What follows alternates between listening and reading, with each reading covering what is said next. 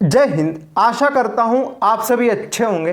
हाल ही में प्रधानमंत्री नरेंद्र मोदी और रूस के राष्ट्रपति व्लादिमीर पुतिन के बीच टेलीफोन पर बातचीत हुई और इस बातचीत के बाद एक बात कंफर्म हो गई कि 9 और 10 सितंबर को न्यू दिल्ली में जो G20 समिट होने वाला है उसमें रूस के राष्ट्रपति व्लादिमीर पुतिन शामिल नहीं होंगे।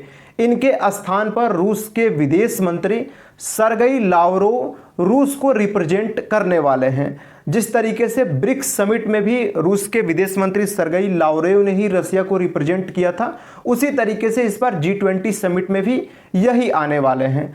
अब आपके मन में एक प्रश्न होगा कि आखिर व्लादिमीर पुतिन इस समिट में क्यों नहीं आ रहे हैं, तो हम लोग इसके ऊपर भी इस सेशन में चर्चा करेंगे कि इसके ऊपर रशिया की तरफ से क्या कहा गया है। लेकिन उससे पहले अगर आप इस चैनल पर नए होंगे तो सब्सक्राइब कर लीजिएगा, जिससे आपको इन फ्यूचर इस तरह का वीडियो मिलता रहेगा।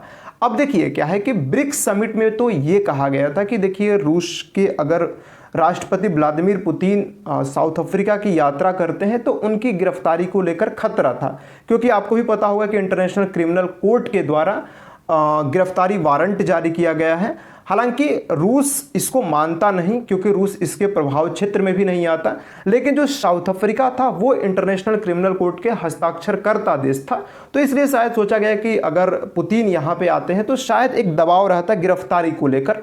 तो वहाँ पर तो समझ में आ गया कि चलो भैया ठीक है, वो ब्रिक्स समिट में नहीं जा रहे हैं। हालांकि इन्होंने एक वीडियो के माध्यम से साथियों आपके ब्रिक्स समिट को संबोधित करने का कार्य किया था। लेकिन अगर बात करें तो अब G20 समिट में साथियों क्या कहा गया, देखिए अगर जो पिछली बार G20 समिट की बात करें जिसका आयोजन इंडोनेशिया के बाली में हुआ था, वहाँ पे भी आपके जो रशिया के प्रेसिडेंट है पुतिन वो शामिल नहीं हुए थे। एक वो आपने देखा ब्रिक्स में भी नहीं शामिल हुआ, अब G20 में भी नहीं शामिल हुए, और अभी रिसेंट साथियों भारत ने SCO की मेजबानी की, तो वो इस बार कोविड-19 न होने के कारण साथियों इस तरह की किसी भी तरह की स्थिति नहीं थी, फिर भी साथियों वो फिजिकल ना होकर वर्चुअली ही हुआ। ठीक है, ये भी साथियों एक माना जा रहा था कि कहीं इसमें रशिया का ही एंगल तो नहीं है, तो ये भी बात आप समझ गए। अब देखिए साथियों इसमें कहा क्या गया है, तो मॉस्को ने 25 अगस्त को घोषणा की थी कि पुतिन व्यस्त कार्यक्रम और यूक्रेन में विशेष सैन्य अभियान पर ध्यान केंद्रित करने के कारण G20 शिखर सम्मेलन में व्यक्तिगत रूप से भाग नहीं लेंगे, जिसके बाद दोनों नेताओं के बीच यह पहला संपर्क था जो अभी इनके बीच टेलीफोन पर बातचीत हुई। तो यही साथियों बताया गया है, एक तो व्यस्त कार्यक्रम और अभी इनका जो ध्यान है विशेष सैन्य अभियान पर यह ध्यान केंद्रित किए हुए। तो आप भी समझ सकते हैं कि ये बात जो है इसका मोटे तौर पर क्या मतलब है, यानी कि एक प्रकार से साथियों विदेश यात्रा से पुतिन अभी बच रहे हैं। एक तरफ से उनको तुर्की के राष्ट्रपति रेसिप तैयब एर्दोगान की तरफ से भी इनविटेशन मिला है यात्रा को लेकर, और शायद बहुत कम उम्मीद बचा है कि वो इस यात्रा को, इस इनविटेशन को स्वीकार करें, क्योंकि अभी पुतिन जो है वो विदेश यात्रा से बिल्कुल बचने की कोशिश कर रहे हैं। तो ये साथियों आपने बात समझ गया। अब देखिए इस बातचीत में साथियों कई मुद्दों पर बातचीत हुआ, स्पेस से लेकर बिजनेस, ब्रिक्स के विस्तार पे भी बातचीत हुआ। ये भी बातचीत हुआ कि भैया आने वाले समय में ये दोनों देश जो है स्पेस रिसर्च में सहयोग स्थापित करें, और इसके साथ साथ ब्रिक्स का जो विस्तार हुआ। और एक बात याद रखिएगा 2024 में जो है जो 16वें नंबर का ब्रिक्स समिट होगा, ये 15वें नंबर का था जो साउथ अफ्रीका के जोहान्सबर्ग में हुआ। ठीक है, उसके जो 16वें नंबर का ब्रिक्स समिट होगा उसकी मेजबानी रशिया की तरफ से किया जाएगा, और रशिया के कजान जो शहर है वहाँ पे इसका आयोजन होगा। और इसमें साथियों Brazil, India, China, south Africa ने फुल सपोर्ट किया है इस मेजबानी को लेकर। तो इसके ऊपर भी साथियों इन दोनों नेताओं के बीच बातचीत हुआ। और वही बात करें तो एक और बात याद रखिएगा, पुतिन ने भी प्रधानमंत्री नरेंद्र मोदी को चंद्रयान 3 की सॉफ्ट लैंडिंग को लेकर बधाई दी। और वही बात करें तो G20 के अगर थोड़ी सी बातचीत कर लेते हैं तो आपको पता है कि ये 20 देशों का समूह है, इसमें हालांकि 19 देश हैं, एक यूरोपियन यूनियन है। ठीक है, ये भी बातें याद रखिएगा। और इसकी स्थापना साथियों 26 सितंबर 1999 को हुई थी। और इसमें अगर हम लोग देशों की बात करें तो वो कौन कौन से हैं एक बार आप देख सकते हैं, ये सदस्य देश हैं इनके। ठीक है, अर्जेंटीना, ऑस्ट्रेलिया, ब्राज़ील, कनाडा, चीन, European union, France, Germany, Bharat, Indonesia, Italy, Japan, Mexico, रूस, सऊदी अरब, साउथ अफ्रीका, साउथ कोरिया, तुर्की, ब्रिटेन, संयुक्त राज्य अमेरिका।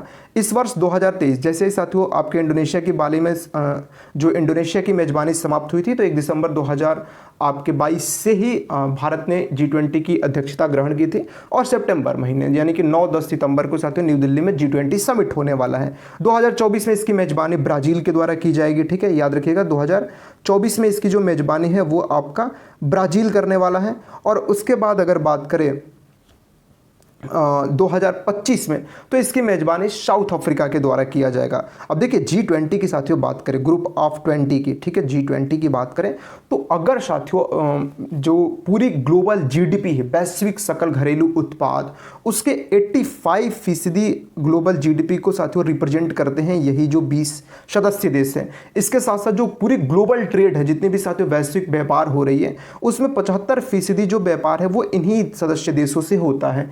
इसके साथ साथ जो पूरी वैश्विक जनसंख्या है, पॉपुलेशन है, उसके 2/3 जो पॉपुलेशन है वो इन्हीं देशों में निवास करती है। तो ये एक साथियों बहुत बड़ा ग्रुप, बहुत बड़ा साथियों एक संगठन है, ये भी बातें याद रखिएगा।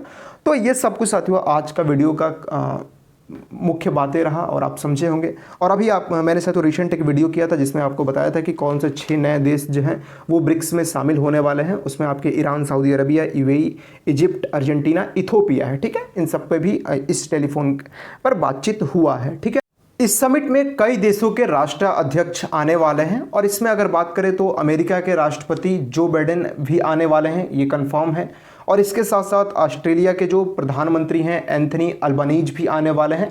तो इस तरीके से कई देशों के जो राष्ट्र अध्यक्ष हैं वो शामिल होंगे, या हो सके तो साथियों वहाँ के जो बहुत बड़े नेता होंगे, जैसे विदेश मंत्री हुआ, इस तरीके के जो आपके लीडर्स होंगे वो इस समिट में शामिल होंगे।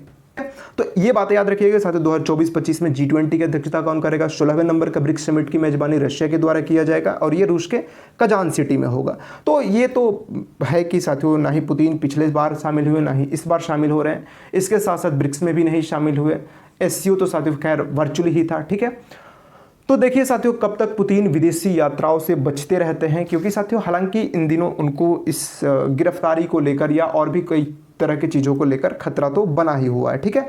इस पर आपका क्या विचार है? आप भी अपना विचार हमें कमेंट बॉक्स में बताइएगा। मिलेंगे साथियों नेक्स्ट वीडियो में। चैनल पर नए होंगे तो सब्सक्राइब कर लीजिएगा। जय हिंद।